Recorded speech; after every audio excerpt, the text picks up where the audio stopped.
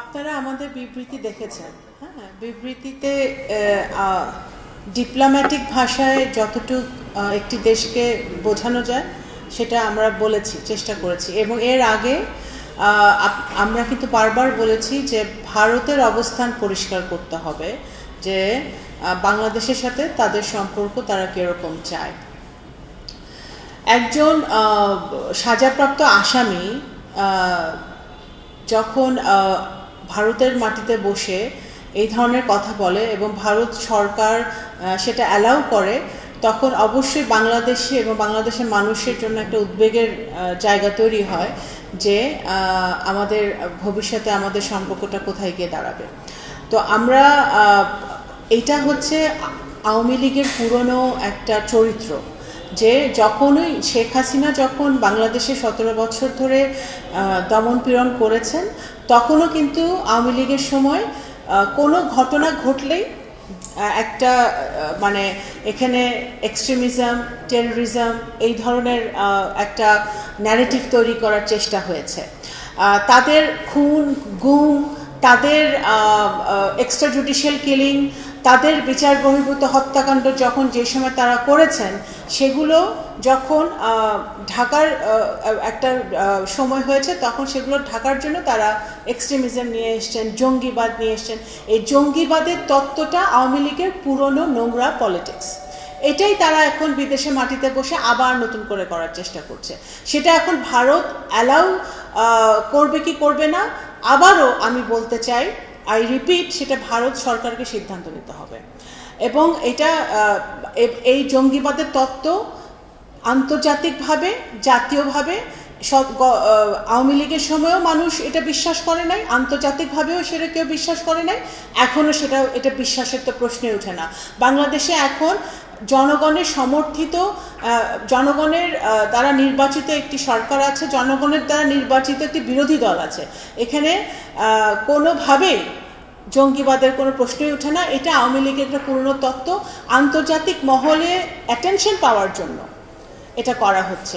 এবং মানবাধিকার, এখন যখন আওয়ামী লীগের মুখে গণতন্ত্র শুনতে হয়, আওয়ামী লীগের মুখে মানবাধিকার শুনতে হয়, তখন এটা অত্যন্ত হাস্যকর একটা ব্যাপার হয়ে দাঁড়ায় যে যখন চৌধুরী আলমকে গুম করেছিল, যখন ইলিয়াস আলীকে গুম করেছিল, যখন সুমনকে গুম করেছিল এবং তাদের মতো বহু লোককে গুম করেছিল, তখন মানবাধিকার কোথায় ছিল? হেলিকপ্টার দিয়ে ছোট ছোট বাচ্চাদেরকে গুলি করে হত্যা করেছিল জুলাই অগস্ট মাসে, তখন মানবাধিকার কোথায় ছিল? তো সুতরাং এগুলো তো হাস্যকর ব্যাপার। তো এগুলো আমরা পরিষ্কারভাবে বলতে চাই যে বাংলাদেশের জনগণ দল, মত, ধর্ম, বর্ণ নির্বিশেষে ইউনাইটেড আছে। কোনোভাবেই এখানে যে ফ্যাসিবাদ চলেছে গত 17-18 বছর, সেই ফ্যাসিবাদ আবার ফেরত আসুক, আবার এখানে ফ্যাসিবাদে উত্থান হোক, সেটা কোনোভাবে বাংলাদেশের জনগণ সেটা মেনে নেবে না। ভারত আর বাংলাদেশের সম্পর্ক উন্নত হোক, সেটা আমি বিশ্বাস করি যে দুই দেশের সরকার, দুই দেশের জনগণ সেটা চায়। কিন্তু ভারতের মাটিতে বসে স্বৈরাচারী, ফ্যাসিবাদী, সাজাপ্রাপ্ত আওয়ামী লীগের লোকজন এবং আওয়ামী লীগের প্রধান যদি এই ধরনের ষড়যন্ত্রমূলক কাজকর্ম চালিয়ে যেতে থাকে এবং সেটা যদি ভারত সরকার এখনই বন্ধ না করে, এই মুহূর্তে বন্ধ না করে, তাহলে অবশ্যই সেটা বাংলাদেশের জনগণের জন্য একটা উদ্বেগের জায়গা তৈরি করে। আমরা চাই যে আমাদের সম্পর্ক, কারণ ভারতের সাথে আমাদের অনেক ইস্যু আছে, অনেক আমাদের দুই দেশের দ্বিপাক্ষিক অনেক ইস্যু আছে, যেগুলো আলোচনার মাধ্যমে, ডায়ালগের মাধ্যমে, বৈঠকের মাধ্যমে সমাধান করতে হবে, সমাধানের প্রয়োজন আছে।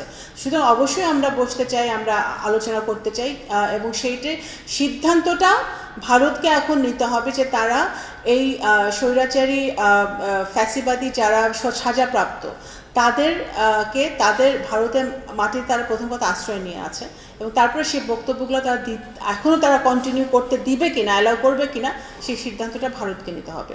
দ্বিতীয় প্রশ্ন হচ্ছে যে ব্রিক্সে যাওয়ার ব্যাপারটা, যোগদানের ব্যাপারটা অবশ্যই প্রথম কথা, এখন বর্তমানে বাংলাদেশ ইজ চেয়ারিং বিমস্টেক এবং ব্রিক্স একটা মাল্টিল্যাটারাল বডি, যেখানে বাংলাদেশ একটা অবশ্যই একটা অংশগ্রহণ, একটা মাল্টিল্যাটারাল বডিতে অংশগ্রহণ করতে আগ্রহী।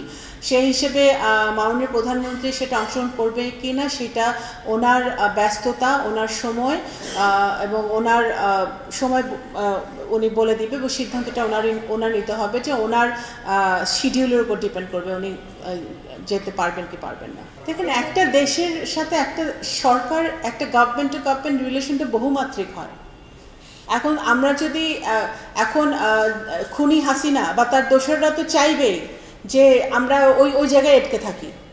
তা আমরা তো, বাংলাদেশ তো একটা জায়গায় আটকে থাকতে পারে না। একটা দেশের সাথে একটা দেশের বহুমাত্রিক সম্পর্ক, আমি আগেই বলেছি, কিন্তু তাদের সাথে আমাদের অনেক ডায়ালগ, ভারতের সাথে আমাদের অনেক ডায়ালগ হওয়ার প্রয়োজন, অনেক আলোচনার প্রয়োজন আছে। আমাদের বিভিন্ন ইস্যু আছে, আমাদের এনার্জি নিয়ে আমাদের কোঅপারেশন আছে, আমাদের পানি নিয়ে ওদের সাথে বিরাট ইস্যু আছে, বর্ডার নিয়ে ইস্যু আছে। তো এগুলো তো আলোচনার মাধ্যমে সমাধান করতে হবে। এখানে 24 ঘন্টা 36 ঘন্টার ব্যাপার নয়। এই আলোচনাগুলো চলবে, এই ডায়ালগগুলো চলবে, কিন্তু ওইটাও তো একটা বার্নিং ইস্যু, যেটা জুলাই যোদ্ধাদের কে আহত করে, যেটা জুলাই যোদ্ধাদের পরিবারদেরকে আহত করে, যেটা বাংলাদেশের জনগণের সেন্টিমেন্টকে আঘাত করে, যেটা বাংলাদেশের 17 কোটি গণতন্ত্রকামী মানুষ যারা যুদ্ধ করেছে, প্রাণ দিয়েছে, রক্ত দিয়েছে, তাদেরকে আহত করে।